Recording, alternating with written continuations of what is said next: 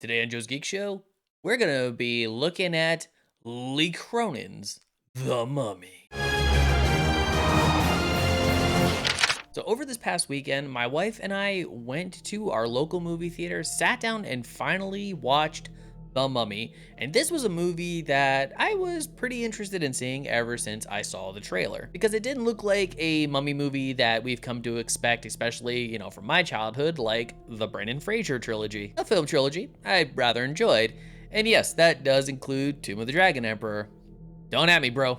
I personally think it's a fun popcorn movie, regardless of its faults, but I will admit, by the time that movie rolled around, the plot line was kind of played out. And after the disaster that was the Tom Cruise Mummy movie, the supposed start of the Dark Universe, I was craving for something different, something new, kind of like the most recent Invisible Man, a movie I enjoyed, did not love, but did enjoy, which then also gave rise to the reinterpretation of the Wolfman, but the less said about that, the better. Enter our new James Wan produced via New Line Cinema.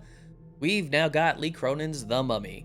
And like a lot of people, when I first saw the trailer, the first thing that came into my mind was, who the hell's Lee Cronin? Of course, I had to take a deep dive into the wonderful realm of the internet and find out, oh, that's the guy who directed Evil Dead Rise, an Evil Dead movie that I did actually enjoy. But much like The Invisible Man, as previously mentioned, I just enjoyed it. I didn't exactly love it, and I knew immediately from the trailer that I was going to be getting something vastly different than anything that had come before with previous Mummy movies. And so we have this story about this family who's living in Egypt when their daughter is abducted, and because they cannot find her, they pick up, move back to the United States, where 8 long years pass when they get a phone call from the US Embassy in Egypt saying, guess what?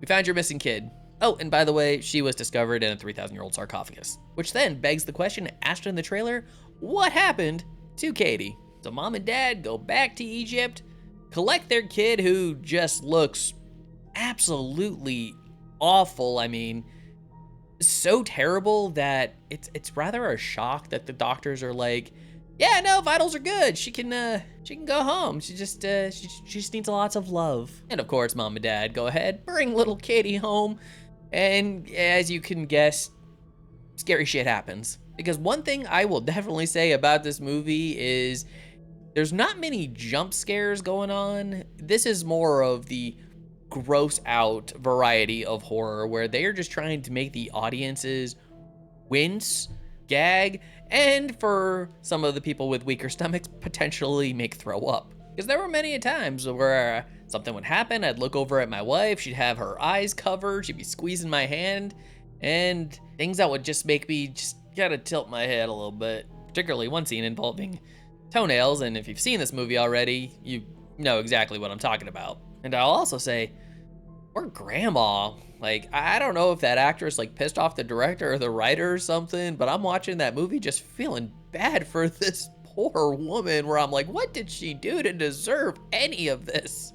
But of course, all of this begs the question, what do I actually think of the movie? And in that, it's a movie I definitely struggled with a little bit because there are definitely parts about the movie I really like and parts of the movie where I'm just like, why? Because one thing I will say is this film is shot very nicely. The framing, the color, the shadows, everything about this movie for me worked in that department. The makeup work that they got for Natalie Grace, who plays the older version of Katie, was also really well done. I mean, she did look like this girl that had been locked inside her sarcophagus for 8 years and just looks grotesque and nasty.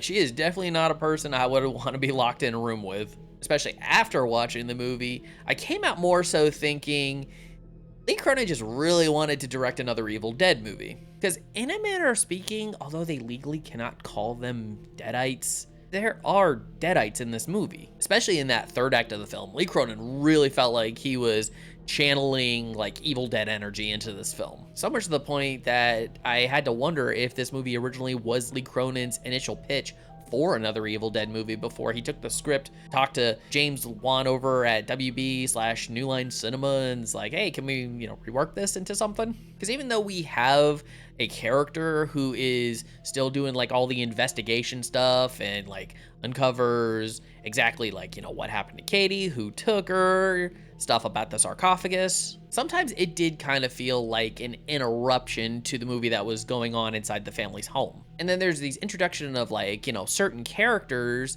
where you think they're gonna play this big part in the movie, and then they come in for like 1 or 2 scenes and then just kind of go away, sort of making the movie feel unintentionally bloated. Because as I start to think about some of these characters, I'm like, well, you could have taken a couple of these characters, you could have mashed them into one, we could have trimmed down on some of these scenes and make the movie not feel like it's running too long, because this movie, you do feel its length. Like, it is a slow burn movie right up until the 3rd act. Which is a bit of a shame, because I'm okay with slow burn movies as long as there's, interesting stuff happening. And of course, characters making smarter choices than they do. Because again, the minute they get Katie home, I mean, I know she was seen by doctors there in Egypt, but you still think they would have had her checked out by some specialists in the United States now that they are back in the States. Maybe a home healthcare provider, because I don't care what the doctors in Egypt said.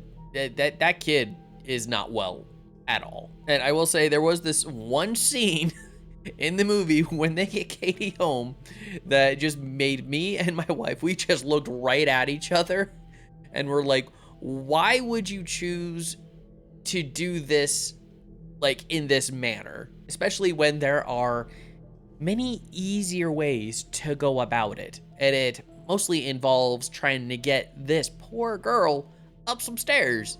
And also the mom does not help things in any capacity, because again, throughout the process of this movie, from the time they get Katie back home with her family, caring for this kid is extremely, extremely difficult. And even when the dad talks to the mom, says, hey, maybe we should put her somewhere where she can have around the clock care, the mom's reaction is, no, we just got her home, she's gonna stay here, I don't care if XYZ happens, because I can take better care of her than the doctors, apparently.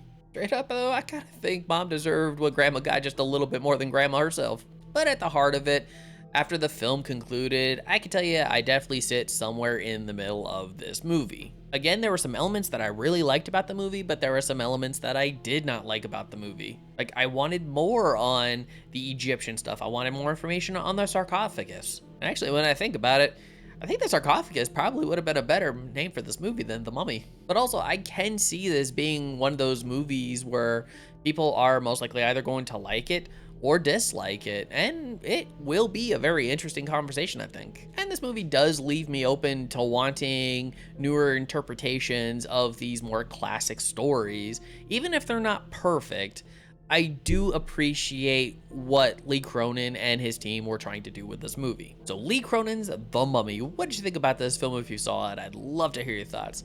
Please leave your comments in the comment section below. And if you like this video, don't forget to hit that like button, share it with some friends, subscribe if you're not subscribed already, and ring that notification bell for more comic book content.